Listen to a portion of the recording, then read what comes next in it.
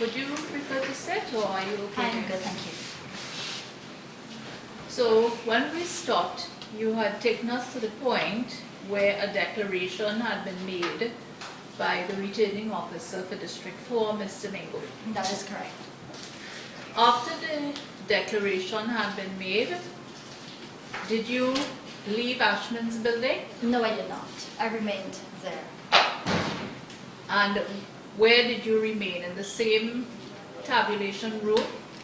For the most part, I was in the tabulation room. Periodically, I would venture out onto the different floors to see what was happening and then go back into the tabulation room.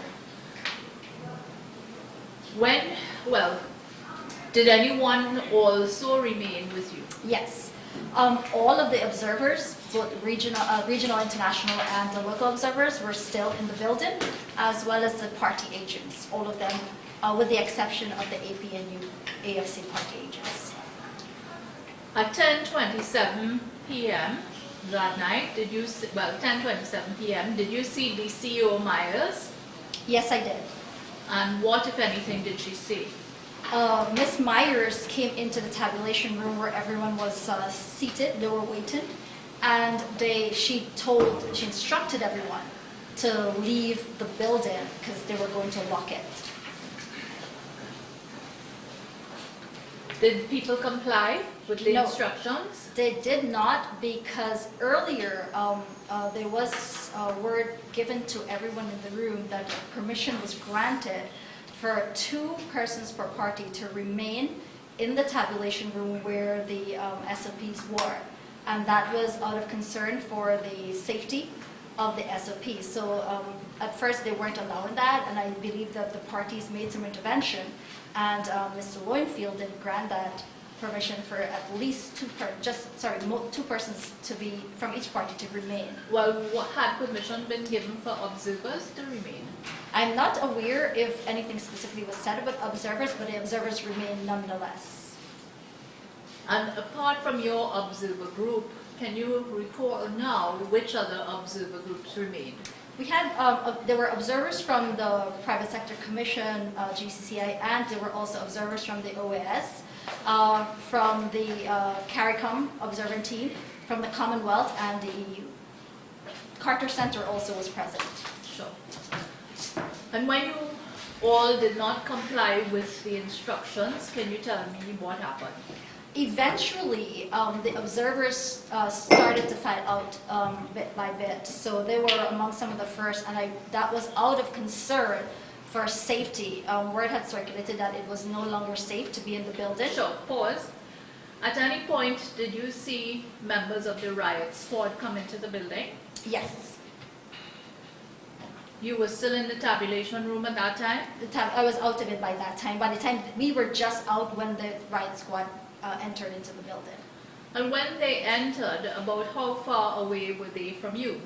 We were just evacuated from the building with our security team, and at the same time they entered inside of it. So we were out on the outside. They just moved into the building. And you said you have a video of this? That is correct. And you said that this was the last time you saw the SOPs? That is correct. Now, in your statement, you tell us that there had been legal proceedings initiated and so on. All right? I want us to move on a bit from that. Do you recall the 11th of March, 2020? Yes, I do. Did you go to Ashman's building on that day? No, the 11th was when the judgment was given by the Chief Justice. And we were told that we had to be back at Ashman's building on the 12th of March. Okay, so listen carefully to my question. Sorry, oh dear, okay, sorry. I just wanted to ask you, between 6th of March to 11th of March, the tabulation process came to a halt? That is correct. Nothing happened. Thanks. Okay, so I just asked you, if you recall, if you had gone to Ashman's building on the 12th of March, 2020. Correct, yes.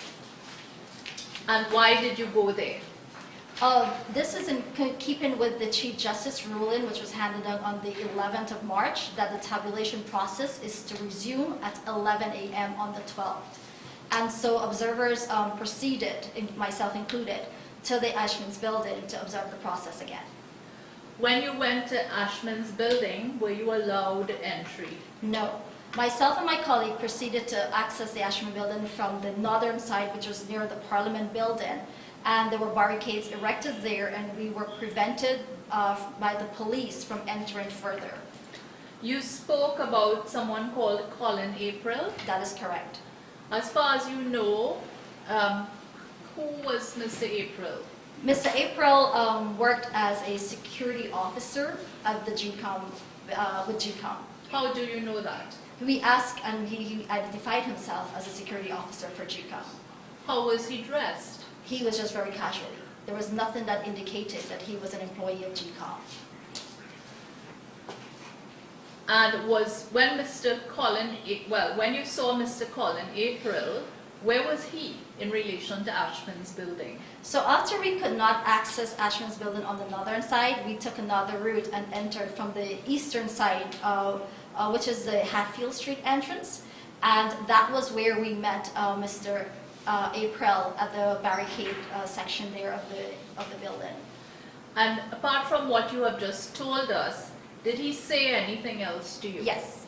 He said that forthwith that it will be one observer and one permission and one political party agent per party that will be allowed into the building, and the parties were to select that one candidate, that one agent. Observer missions were to select their one observer to enter into the building, and a new accreditation for observers will be given. Did he say how or when that accreditation would be given? No, he did not identify the process by which any new accreditation for observers were to be given. Were you the person representing AmCham? Correct. I was the one that was selected by AmCham. And did you clear police security? Yes, I did.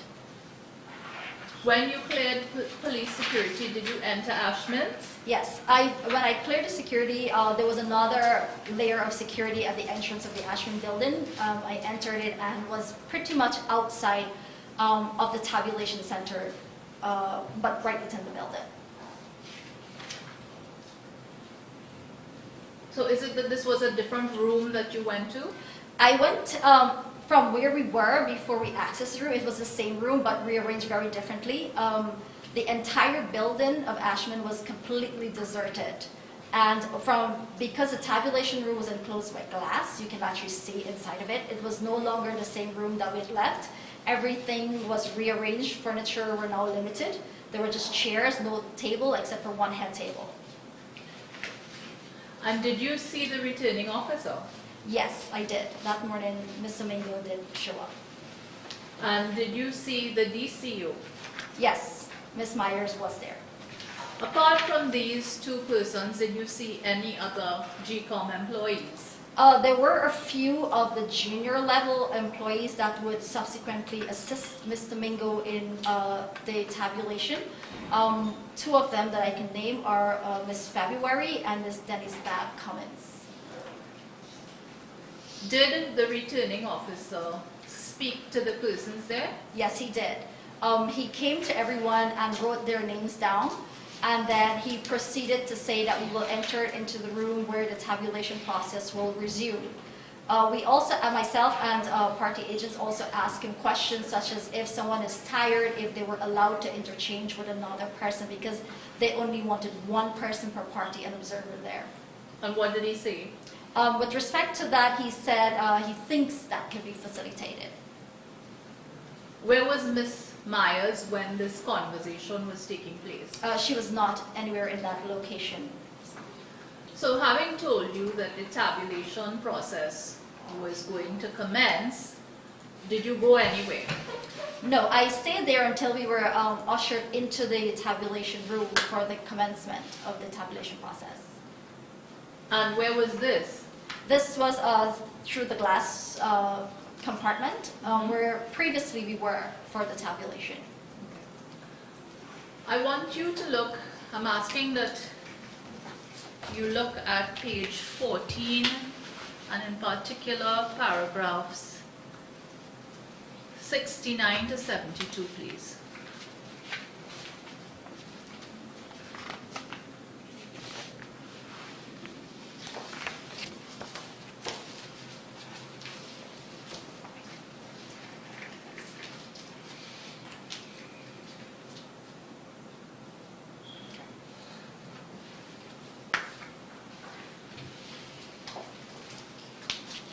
Now, did you see at that point in time when the tabulation was about to commence, did you see the SOPs or any SOPs in the possession of the returning officer or any of GECOM's employees? No, there was no SOP present in the room.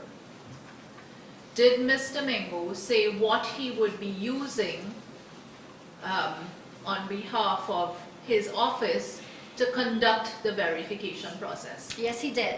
Upon taking the receipts when we entered the room, he proceeded to explain what he will do, and he said that he will be reading from a broadsheet. This was prior to him reading sections of the Representation of the People's Act to explain the process, and then proceeded to bring out a broadsheet from which he's going to read. And you have a video and a recording of what occurred? That is correct. Was any GECOM commissioner present at the time?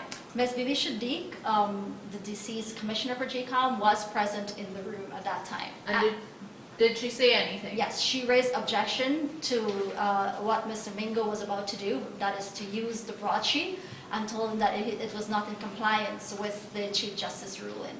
Did you respond? Yes, he did. He told her that she should not interrupt him. And did he say where these numbers on the broadsheet had come from? Yes, we did inquire how did Mr. Mingo arrive at the numbers that he claimed that he would be using from the broadsheet, and he was very agitated, but nevertheless explained that he took the original SOPs that were given to him and tabulated those numbers and came up with the broadsheet which he was going to use. He entered them in the computer, he says, and tabulated them and came up with the broadsheet. He said he entered them? Sorry? Did he say he entered them? He said it was entered into a computer. My apologies. It was entered into the computer. And at the time was an observer for the European Union there? Yes, the observer was there. Did the ANUG agent ask Mr. Mingo how that party could verify the numbers in Mr. Mingo's SOPs? That is correct. There were a lot of back and forth between observers, party agents, and Mr. Mingo on the process. The EU observer was asking him to further explain the process that he was really about to undertake in the tabulation, because it was, again, a deviation from what was stipulated. Sure, okay. So the EU observer asked about what would be done if there were variances. That is correct. And did the EU observer ask about whether there would be access to the SOPs used by the RO for his tabulation? That is correct, yes. Did he reply? Did the RO reply? No, he did not reply. Did you see Ms. Sonia Parag of the PPPC there? Yes, she was present. And did she ask Mr. Mingo anything? Correct. And if I may just backpedal a little bit, and her question came as a result, it was a follow-up on what Mr. Jonathan Yearwood from ANOG had asked him, Yes. which was how do we know that the numbers that he inputted into the computer and tabulated to produce the broadsheet was accurate. And that was when Ms. Parag also followed up with a question to ask how will we know that it's accurate, and Mr. Mingo replied, then you can follow from your SOP. Did she ask him what would happen if the numbers didn't match? That is correct. And what was his reply? He replied that there are other recourses in law that she can adhere to. Did she ask him whether there was to be verification from the SOPs? Yes, she did. She asked him, will we be using SOPs versus SOPs in the tabulation process? And what was his response? It was no. Now, at some point, ma'am, the RO agreed to use SOPs, correct? That is correct. Having agreed, did he do anything? He instructed one of his, the GECOM staff that was with him to go and bring those SOPs. And did the person return with the SOPs? She did not return with the SOPs. At 12:10, did you see the chairman of GECOM? Yes, I did. Was she accompanied by anyone? She was accompanied by 2 of her bodyguards. How did you know they were bodyguards? They were attired in a way that indicated some level of security. They were walking in a very peculiar manner, and they were behind her, and whenever she stopped, they were right behind her and standing at an alert and attention. Did the chairman speak to the people in the room? Yes, she did, and the parties and the observers in the room expressed their concerns about what Mr. Mingo was about to do, which is to read from a broadsheet and not the SOPs. And did the chairman then say she needed to see the written judgment of the Chief Justice? That is correct. After the parties brought it to her attention that Mr. Mingo was deviating from the ruling of the Chief Justice, she said she wanted to read the written judgment of the Chief Justice to be guided on the way forward. At 2 p.m. that day, did Mr. Mingo say anything to those of you gathered there? Correct. When the chairman for GECOM indicated that she wanted to read the written judgment, it was Mr. Kit Nascimento, an observer from the Private Sector Commission, and asked for the process to be halted until the chairman would have read the written judgment and give her guidance forward. So we waited in that room until 2 p.m. when Mr. Mingo arrived again to say that the process was suspended for the day. So between 9 and 2, did any verification take place at all? None took place at all.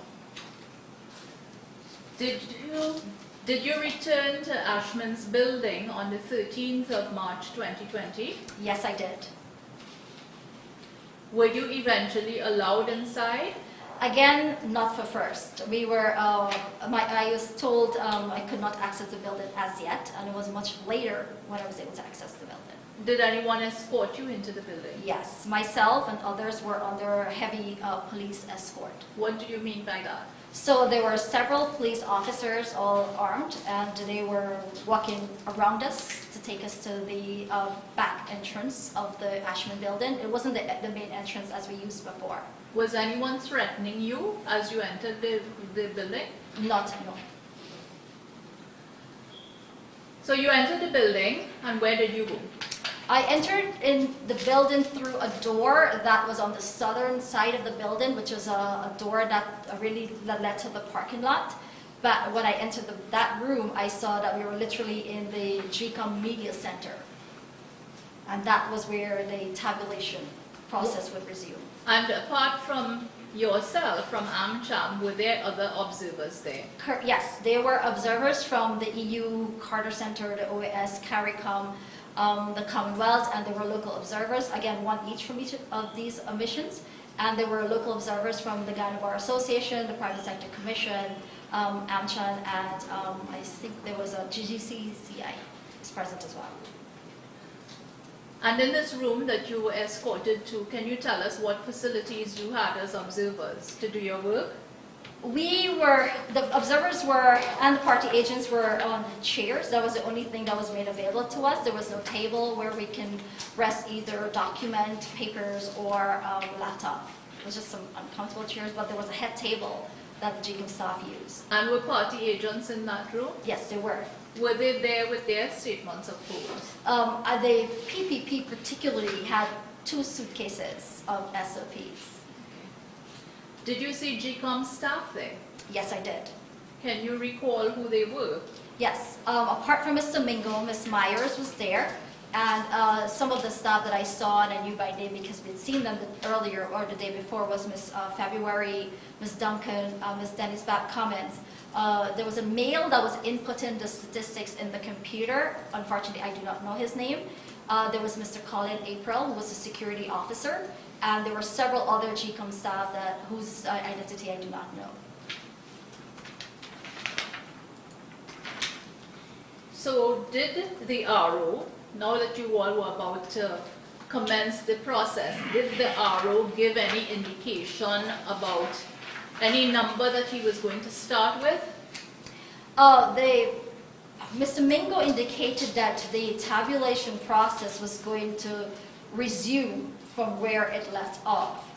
That was a point of contention because nobody can say definitively which point it was left off. Therefore, they asked Mr. Mingo to provide the running totals so that they can follow to ensure that they're on the same page before any such tabulation process can resume. Did he agree? He did not agree, nor could he produce any totals to show a continuation. So did the process well, I don't know if to use the term start or recommence.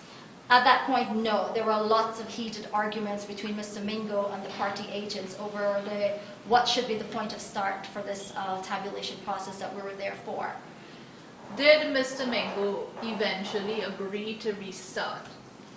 Yes, he did. As a matter of fact, Mr. Mingo was the one who initiated that idea. The way they were trying to get him to just know where they were going to start, he was the one that said that I'll restart it from 400, box 4001.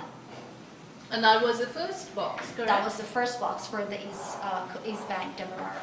So when Mr. Mingo made this announcement, what, if anything, occurred?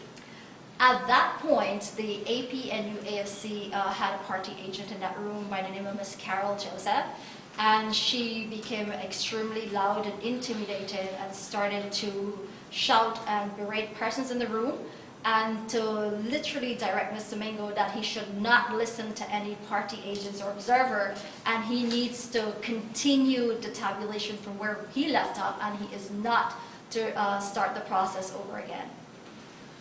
Well, was Mr. Mingo able to say from where he had left off? No, he was not able to say where he left off.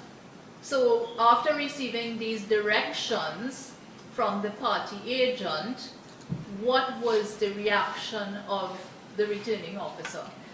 At that point, Mr. Mingo got very agitated because when he had engaged the parties earlier, despite the heated arguments, he was still relatively calm and was relatively calm when he announced the restart of the process from box 4001. But after the intervention of Ms. Carol Joseph, Mr. Mingo became very agitated and almost angry, and then shouted that he will not restart the process and he will continue the tabulation. So, you're telling us about someone named Miss Carol Joseph. Who is this person? Ms. Carol Joseph was the party agent for the AP and AFC that was selected to be in the room. That was the one party agent for that particular party. So, we have a situation where the returning officer, Mr. Mingo, agreed to begin from box 4001. That is correct. And then within minutes after the intervention of this person named Joseph, he became agitated and yelled, He's going to restart, he's going to resume it from some point, but not. He recanted his position of starting over. I see.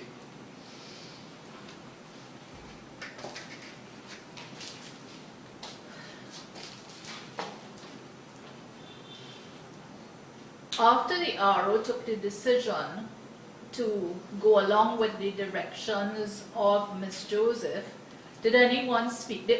I should ask you this. Did you see any GECOM commissioner there at that time? Yes. There was Mr. Robertson Ben, and he attempted to explain to Mr. Mingo that what he is about to do is in contravention of the ruling of the Chief Justice.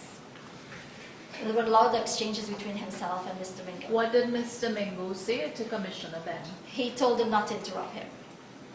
And further, actually appealed for the police to put Mr. Ben out. Did they put Mr. Ben out? They attempted to, but he didn't. One for the police, you said? Mr. Mingo. To eject the GECOM commission? Correct. He was also supported by a gentleman whose name I don't know that was also shouting at party agents and observers that they were talking too much and that they need to behave themselves. And they also appealed to the police to come in and quiet the place and to put anybody out that was making any noise, including Mr. Colin April. Did the police actually come into the room? Yes, one police did come into the room, and that police officer eventually stood between the head table and the party, where the party agents were, to make sure that nobody got closer to them. I want to go back a bit. You told us that you all had entered the building under heavy police escort. Correct. So what became of those police officers after you all went to this other room where the verification was due to either start or restart? They were outside of the building.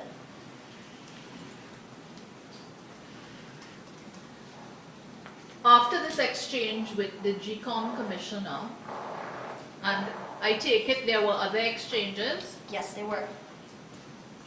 what did the RO do?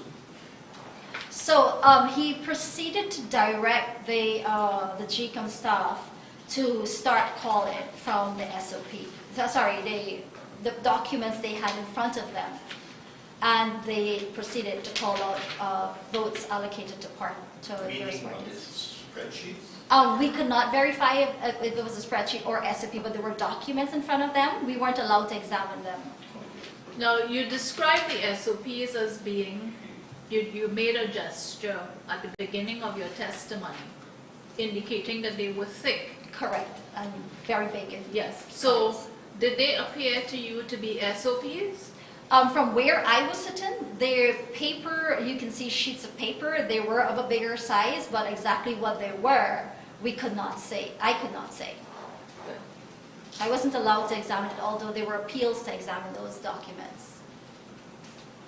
And when you say the GECOM staff members started to call out figures, are these the same people who you identified by name just a few minutes ago? That is correct. Did the diplomats remain in the room?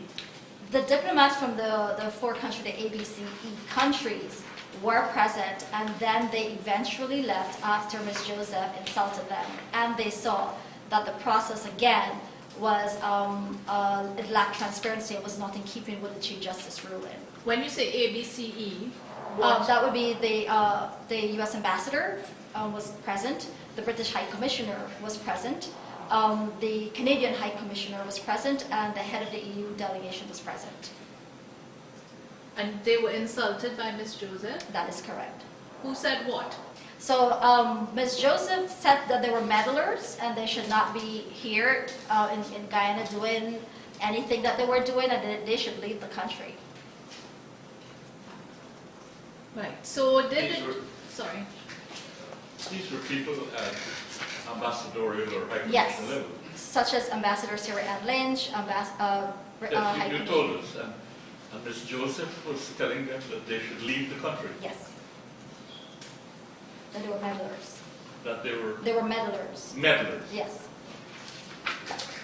Now, this was a process under the authority of the returning officer. Did the returning officer say anything to these diplomats when these insults and threats and so on were made? He did not say anything.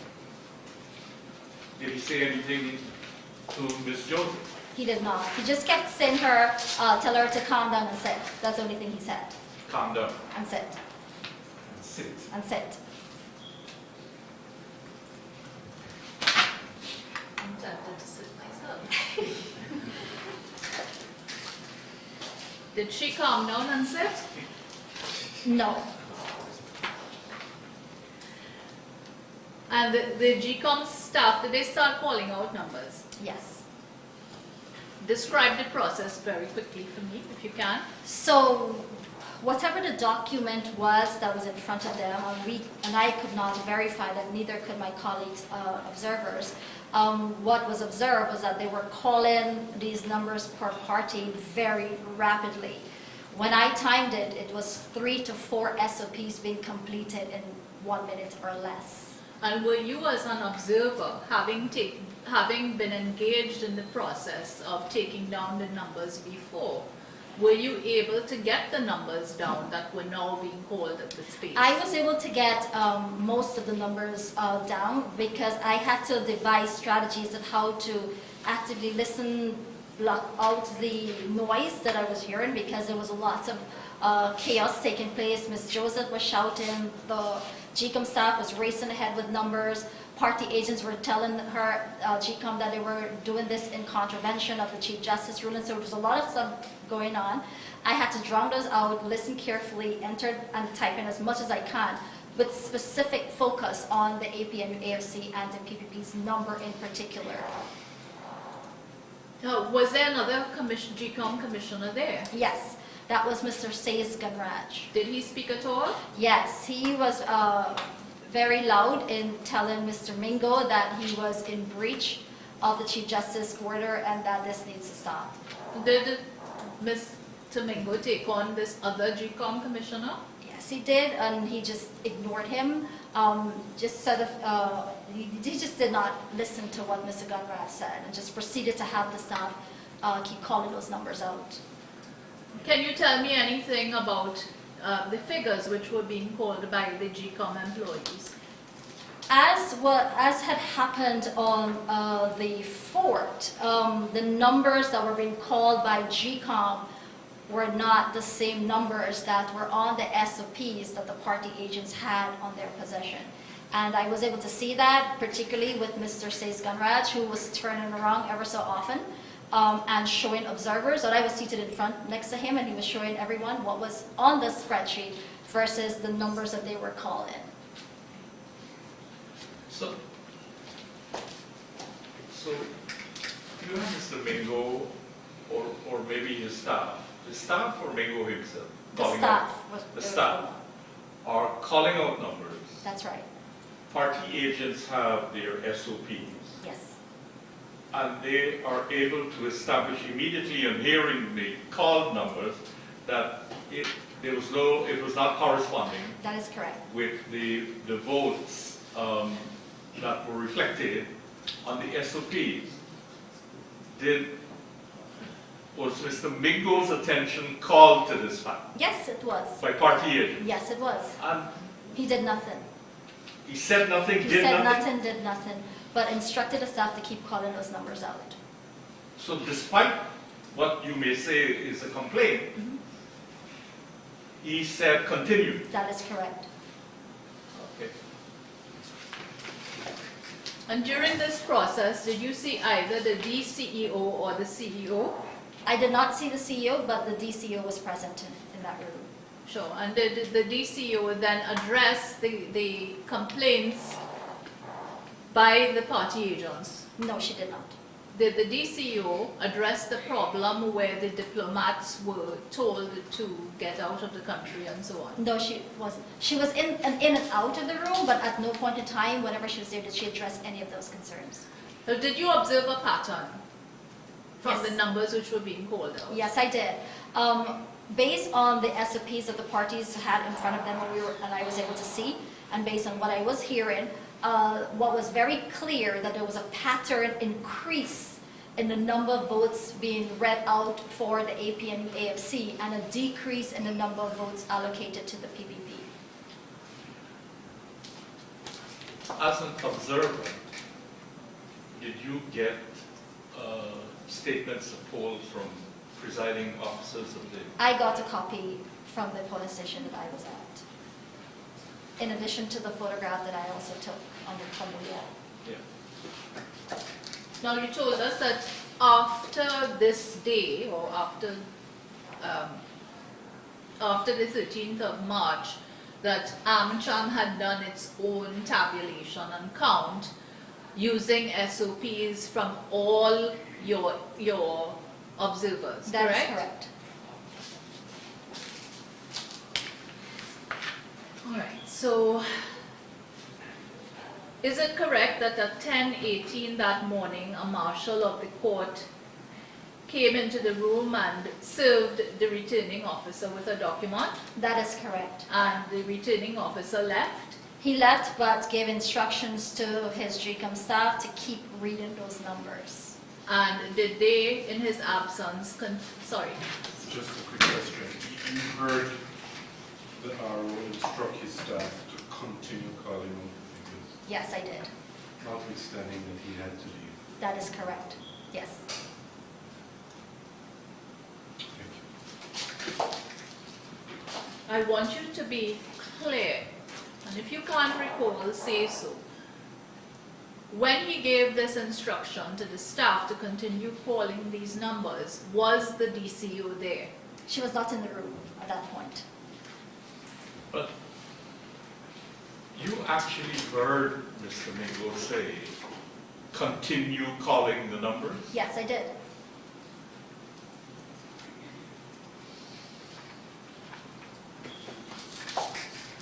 Did they comply with his instruction? Yes, they did.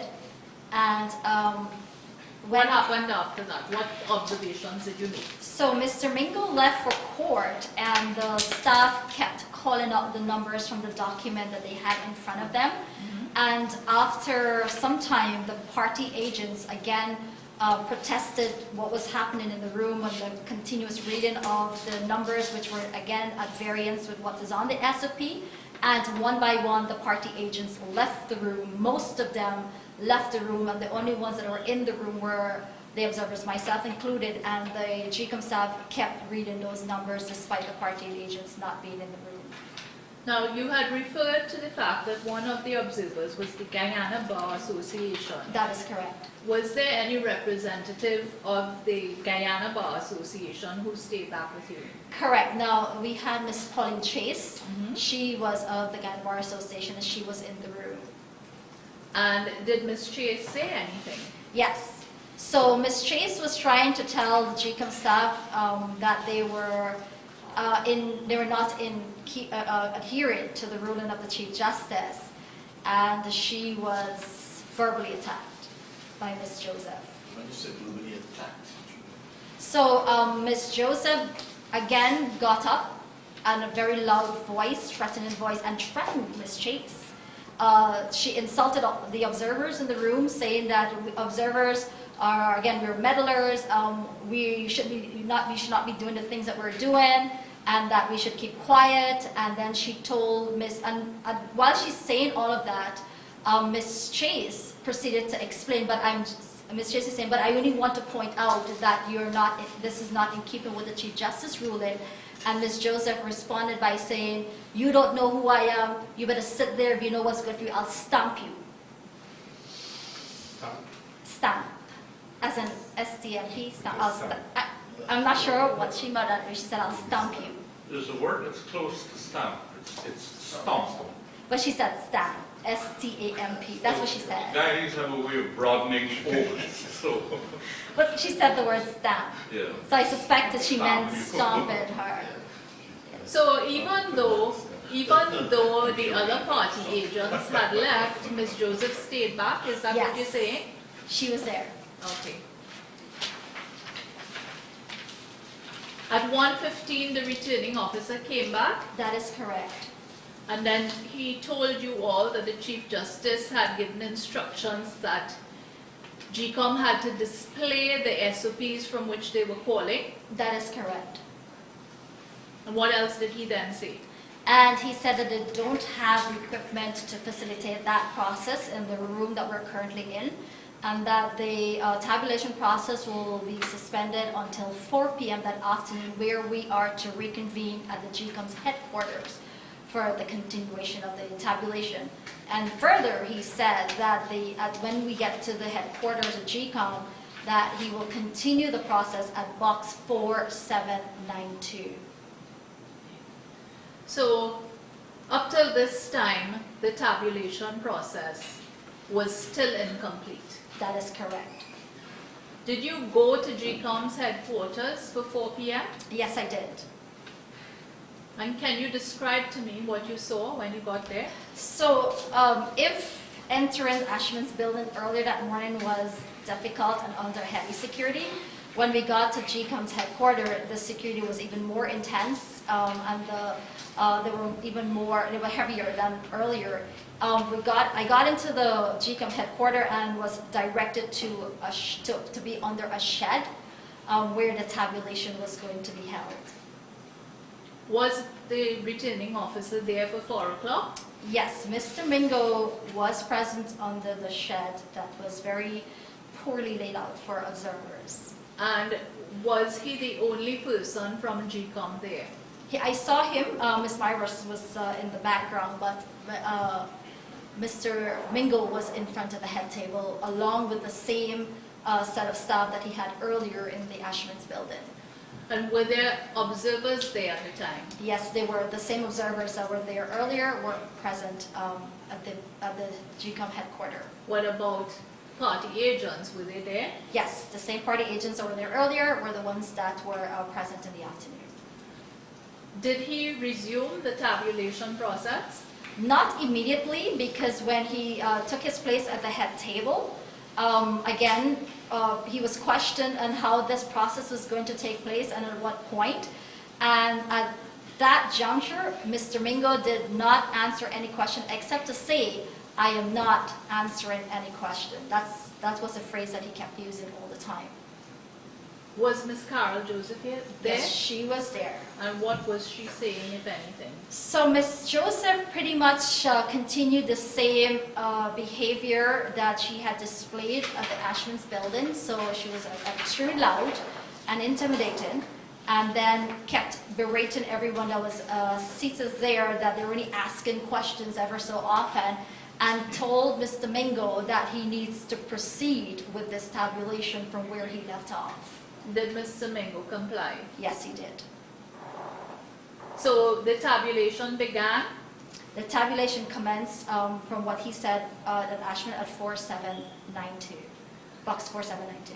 Sure. And were you numbers were called? Numbers were called rapidly at the same pace that they were being called at the Ashman's building. And were you able to see the projected figures? I saw the projected figures, albeit it was faint, and there were some other things on that, the projected image that I observed as well. What did you observe? I observed that there were markings on those SOPs, and I'm saying SOPs with uncertainty because we were not allowed to see it, but they were images projected on the screen that appeared to look like SOPs. They were faint in colors, and what I saw that the SOPs, and I'm saying that again very cautiously, had markings on them, and I saw most definitively that the numbers for some of the SOPs for APNU was scratched with a higher number handwritten on it, and the numbers for the PPP were scratched with a lower number on it. And on some SOPs where there were zeros, for the APNU AFC, it was changed to an 8. Were you able to see the increased or inflated numbers? I knew there was increased based on what I said, but to recall them precisely, I cannot say. But what I did is I did make a record of the box, the SOP number that this was being observed for.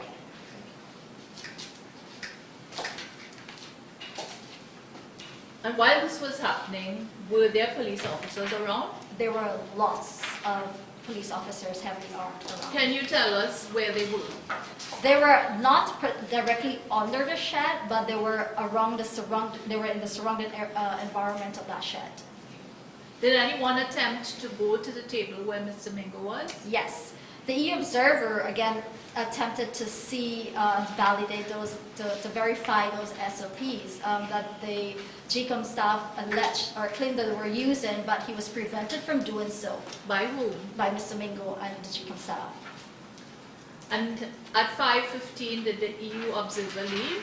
Correct. He left. And was he followed by the Commonwealth observer? That is correct. When these two observers left, was the calling out of figures still happening? Yes, it was. Can you give us some detail about this international observer? Did you know who it was? I remember him, I can identify by seeing, but I cannot remember his name. Nor which mission he was attached to? The EU, that was the EU observer. Yes. The EU representative. Correct. He said he was prevented from getting closer That is correct. by Mr. Mingo. That is correct. Well, I'd like to know what happened. Did Mr. Mingo stand So- up, put his arms out? Did he say anything to him? So if I may just revert a little bit, when we were in the Ashman's building on the 12th, it was the same EU observer that asked if there was any way that we can see those SOPs to verify them, stating that that's just really what our mission is. We have no stake in this entire process except to validate the document. And subsequently, they had written GECOM a letter asking to see those SOPs, but it never got an answer. And on the afternoon of the 13th, when we were all under the shed at the GECOM building, the EU observer referenced that letter and says, can we get an answer as to whether we'll be allowed to see those SOPs? And Mr. Mingo said that is for the CEO to answer, and he didn't give anything further. In light of that, the EU observer attempted to get closer to the table so he can see that document that they were calling those figures out, and he was told he needs to go back to his seat and don't come any further. Periodically, if anybody attempted to get closer, they would call the police to stand in the way and prevent anyone from getting closer to the table.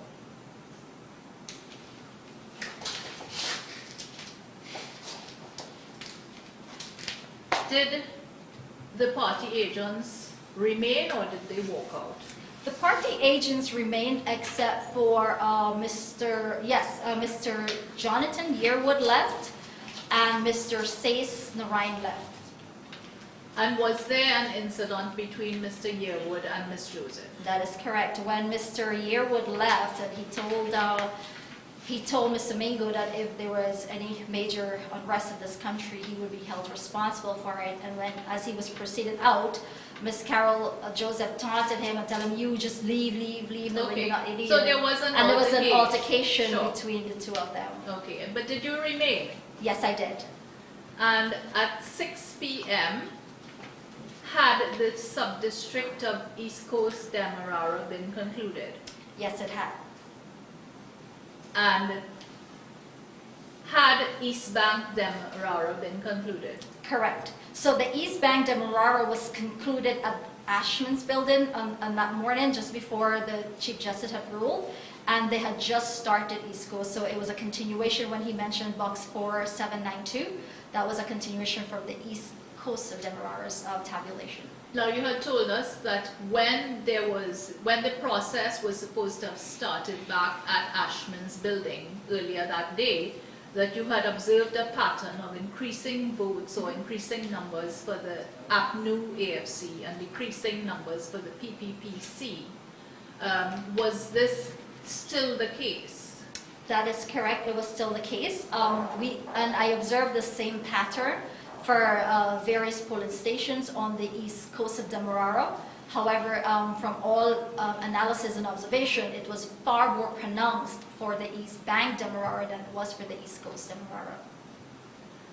And did the OAS that afternoon issue a press statement? Yes, they did. And did they withdraw from Guyana? That is correct. They said because of the continuous attempts at frustrating the process and the lack of credibility in the tabulation process, they could not continue this any longer and they were withdrawing from Guyana. At 10:41 was the East Coast Demerara count concluded. That is correct. And when it was finished, what happened?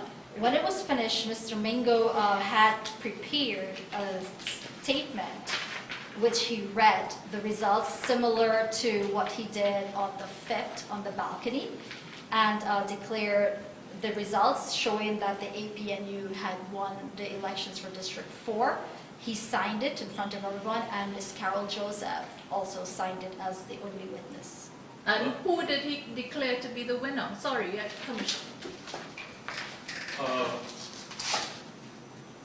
Ms. Carol Joseph, is this the same person you told us was an authorized APNU AFC party agent? That is correct.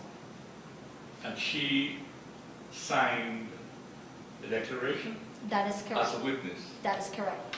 Were other party agents invited to or permitted to sign the declaration? Mr. Mingo asked if anybody else is coming, and no one got up. So they were invited? They were invited to sign it.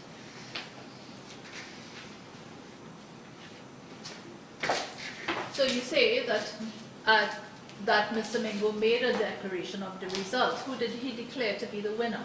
He did not say specifically that the APNU won it, but by virtue of him calling those numbers out, you're able to tell based on the majority of votes cast who the winner was for District 4. Who was the winner? It was the APNU AFC. Now you have set out in your statement from paragraph 104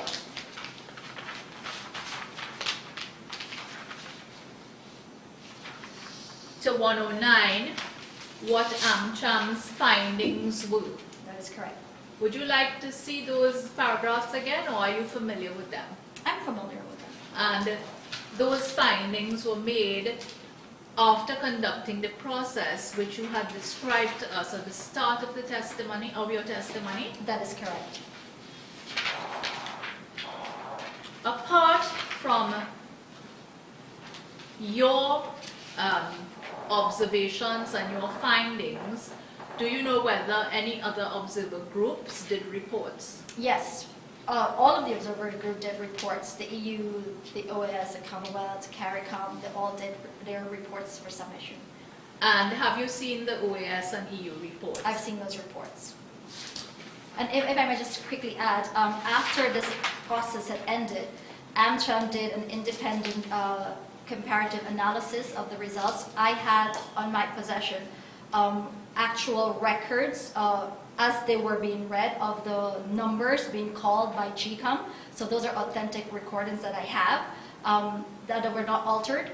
And I also AmCham also had copies of the SOPs that we independently retrieved, not from the political parties, including the ones that we had. And we did about 100. We did an analysis of about 170 plus SOPs and found that 84 of them were not in compliance. GECOM's numbers were at variance with 84 of those SOPs, basically, and that's how we were able to conclude that the results were not credible. And sorry. At several places in your statement, you say you have photographs or video recordings of a number of occurrences. That is correct. Are those available to the Commission? Yes, they are available to the Commission.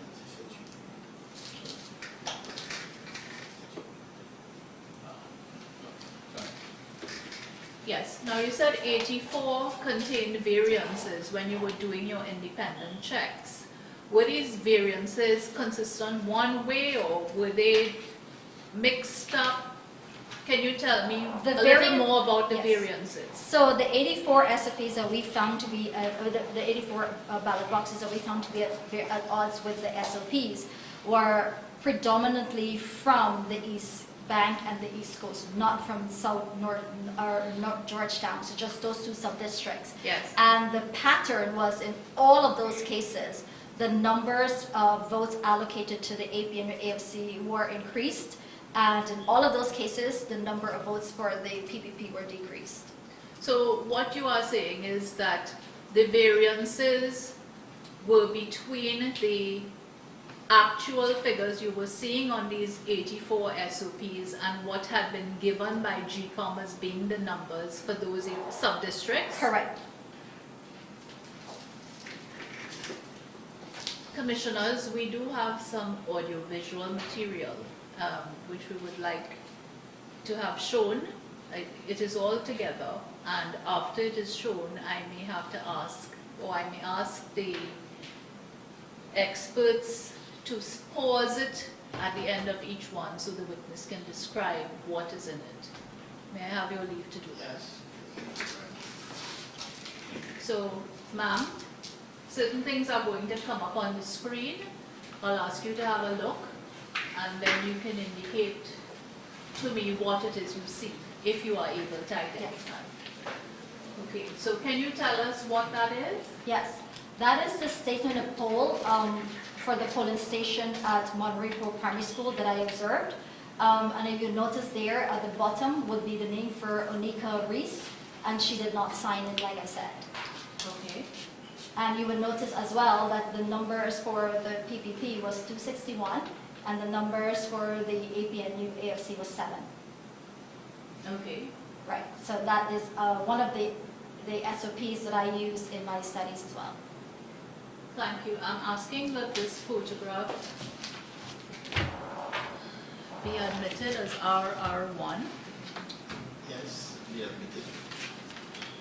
You have an RR1 already? Yes. The statement is. Oh yes, I beg your pardon. RR. What am I saying? Yes. RR. Yes, I know. Yes, can we move on? Yes, please.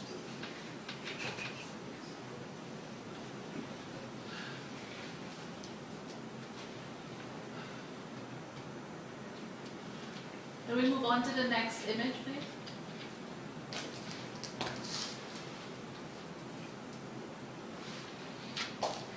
Are you able to say anything about that photograph? Yes, so this photograph just basically showed that the DROs had provided the package that contained documents for the RO's office. You would see it says RO package at the top. So we had copies that they were submitting that to Mr. Mingo. So the persons in white shirts are DROs? Those, I'm not sure if they're DRs, but those are GECOM staff, for sure. I'm asking that that photograph be admitted as RR3. Yes, RR. What does this image say? Can you see it? Yes, I can. Now, that is a snapshot of the Excel sheet that AmCham was using for us to tabulate. So when we hear GECOM calling their numbers out, we would enter it into each column that represents a party that's going across from left to right. You will see at the top it says ANOD, AP, NUAFC, CG, LJP, PPP, PRP, TCI, TNM. And so as they're calling, the box numbers are also stated to your extreme left. That is his division number, and it also has the name of the polling place, including the number of electors for that particular polling station. So I see. So AmCham was keeping a record That of is the ballot correct. box numbers. Correct. We already had this set for our use. So as they were saying, for example, box number 4001, we already had 4001 ready there, and as they're calling out, let's say 10 for APNU AFC, 3 for PPP, we would enter that into the vacant columns. And this forms part of the records that you That is looked correct. at in coming to your That is opinion. correct. So this actually captures GECOM's numbers that they were calling. Sure. Commission Chairman has a question for you. Use the expression. Yes. Who is- AmCham. That's Who is doing? yeah. I was doing that, You and were my doing it. correct. I was doing that, and my colleague next to me, we were taking turns doing that. And then Right. 2 persons were allowed. Yes. Might this be admitted as RR4? Could we go on to the next image? Could that be enlarged a bit? So you would notice it says there, That's too big. Could we scroll down? Yes. What is that at the top? it says number of boxes not counted, 59. So on the 4th of March, when there was this controversy as to the number of ballots that were not counted for North and South Georgetown, AmCham was able to provide this list of ballot boxes that were not, or SOPs that were not counted. I took a photograph of this, and I submitted this actual list to Ms. Myers. Is that your handwriting? Yes. Might this be admitted as RR5? Next image, please. Is it possible to enlarge this at all? So this is an image that I took of the court martial attempting to serve the injunction on the 5th of March to various persons at GECOM, including the chairwoman and a few others, but they were not allowed. Some of them were not allowed, and at the very top, it's the court martial waiting there. Could not find the persons that he wanted to serve the injunction. Is that the person with a document in his hand? That's the third person from your right in the white shirt. Oh, I see. Next to the police officer. That is correct. So these police officers were standing at the bottom of those stairs? And at the top, and they were preventing him initially from going to the top and serving the injunction. Thank you. Might this be admitted as RR6? Yes. So can we go to the next image? So this is our sort of like a bit of a foundational information that we were using that showed the number of polling stations for each of the sub-district for District 4, as well as the number of electors for sub-district 4. Thank you. Might this be marked RR7? Yes. Can we move to the next image? Where is this? Can you So tell us? this is on the morning of the 5th of March, when Mr. Levens, which is on your left-hand side, and that is his colleague, another GECOM staff, those were the 2 persons that were the replacement staff when the 2 women could not go further. That's Okay. Mr. Levens there, and they're about to, and that's the projector that you're looking at, where this guy on the right was the one who was entering the data as it was being called. Okay, could we just make it a bit smaller? And what, are you able to say what is in front of Mr. Levan? That's a laptop.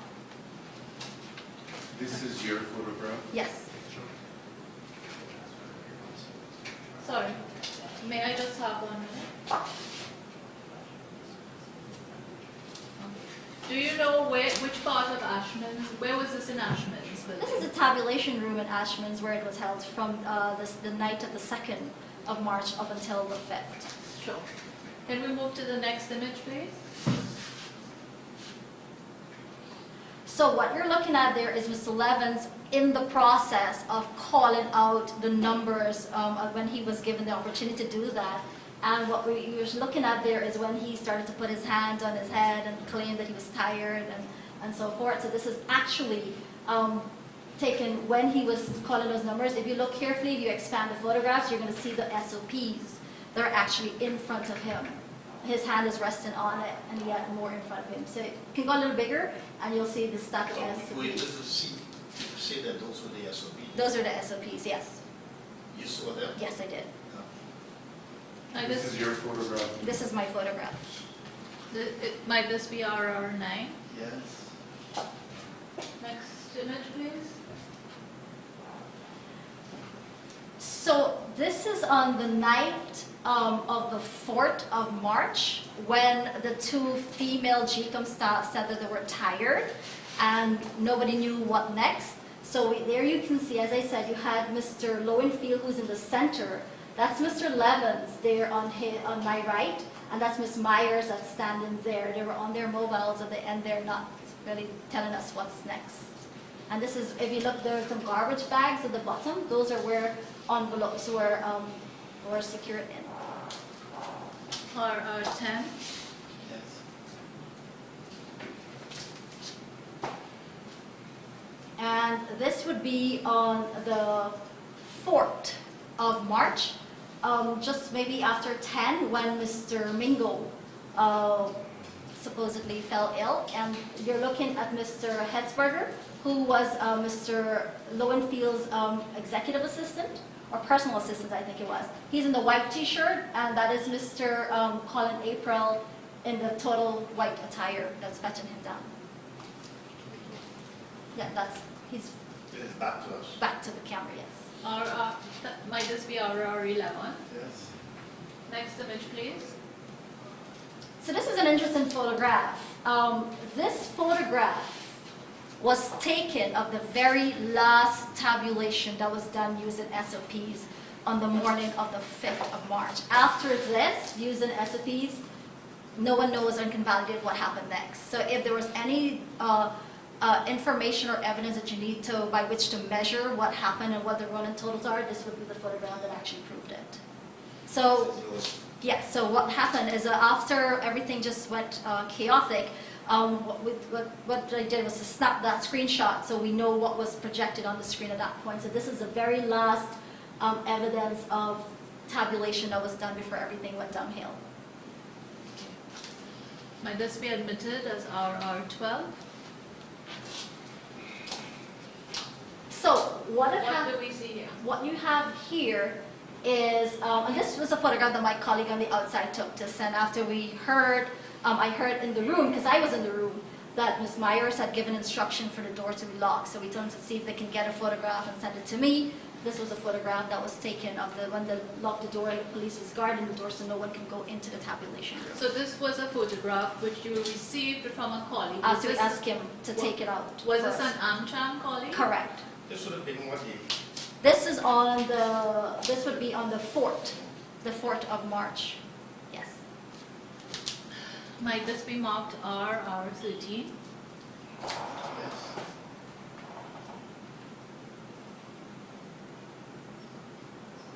Can we move forward?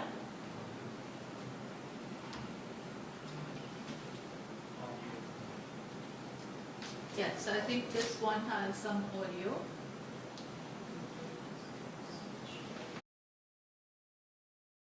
That has to be removed. The Commission has, as I promised, listened and deliberated, and they have, that has to be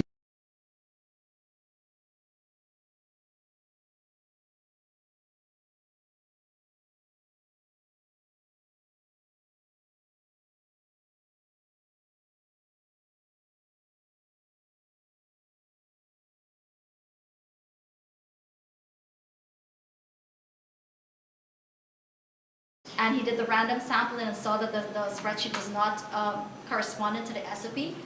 The voice note that you're about to hear is what I recorded of him saying that they're going to use the SOPs. Continue on. The Commission has, as I promised, listened and deliberated, and they have agreed that we will continue the process here with all those who are designated to be here to use statement v. statement. So that is what we'll do for the remainder of the 300 and whatever statements we have uncounted for Region 4. So I think the staff will prepare the statements. So we'll go statements by statement, starting, I take it from 411-111A, right down until finish is back. By now I take it the issues of whether we have 67 statements for Joshua not counted.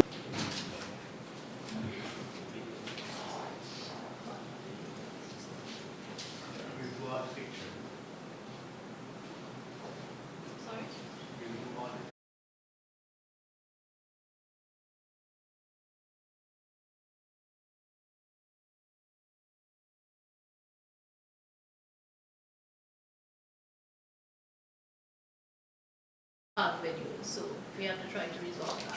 So can we move on with the pictures that we have, please? So this is a photograph that I took when I was waiting to be let into the tabulation room on the 12th of March, after the observers were told that we had to get new accreditation, and I was allowed into the building. Whilst I was waiting, I took a snapshot of the tabulation room. You would have seen that it's rearranged, it's cleaned, it's rearranged, and there's just chairs there, and the head table is where the white tablecloth is on to your extreme right. So that room, can they go back? Yes, could you go back to the photograph, please? That room was tabulated. Correct. And that is the room that Ms. Myers said that GECOM staff felt threatened. That is correct. Might this be admitted as RR14? Next photograph, please.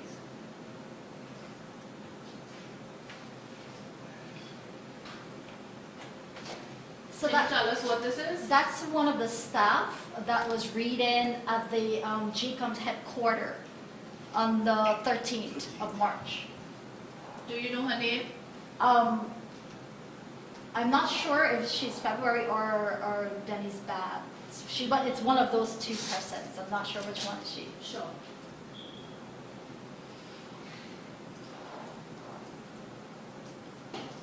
I'm sorry, RR15. My dad have been marked RR15. Yes, what's this? So that is a photograph that was taken of the police as they were about to get closer when Mr. Mingo was about to make his second declaration on the night of the 13th. And was this at GECOM headquarters? That is at GECOM's headquarters under the shed. Might this be admitted as RR16? These are all the pictures. I'm going to ask for your leave for RR2 to 16 to be saved on the exhibit which we have got your permission to have marked as CE1. That's where we are keeping all the audio visual material. So do I have the Commission's leave for that? And I have CE1 in my possession. Commissioners, I regret that we are having some technical difficulties, but we do have videos which I think, and audio recordings, which I think would be of use to the Commission in its deliberations. And I regret that I will have to ask the witness to return tomorrow morning so we can have those. I don't want to ask for anything to be admitted until the Commissioners are able to verify that there is some connection with the witness. Yes. There are two other things which I would like to have marked, but they are not electronic material. So, Ms. Rasool, you said that you had seen the report of the European Union observation mission. Yes. That is correct. I'm going to place a document in your hand and tell me.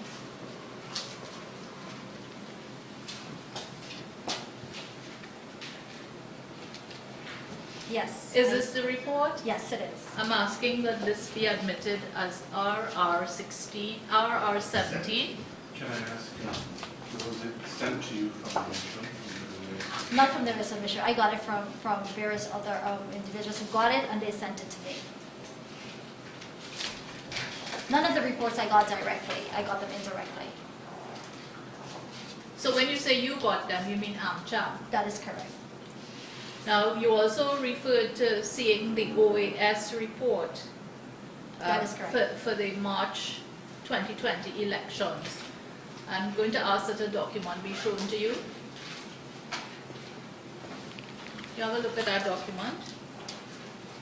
Oh, I have copies for the commissioners as well.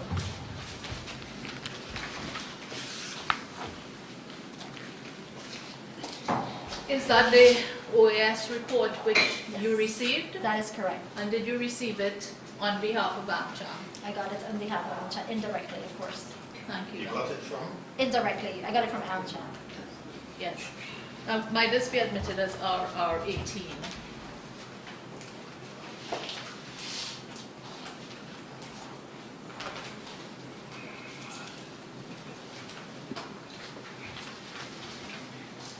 Commissioners, this is as far as I can go today with this The witness. EU report, what was the mark? RR17.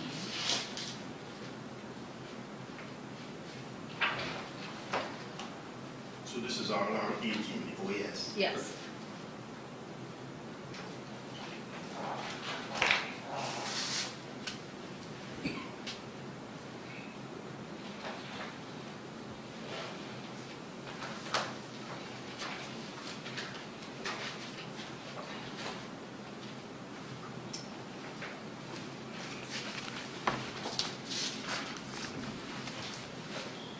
Is the witness available tomorrow? Yes, is. I am.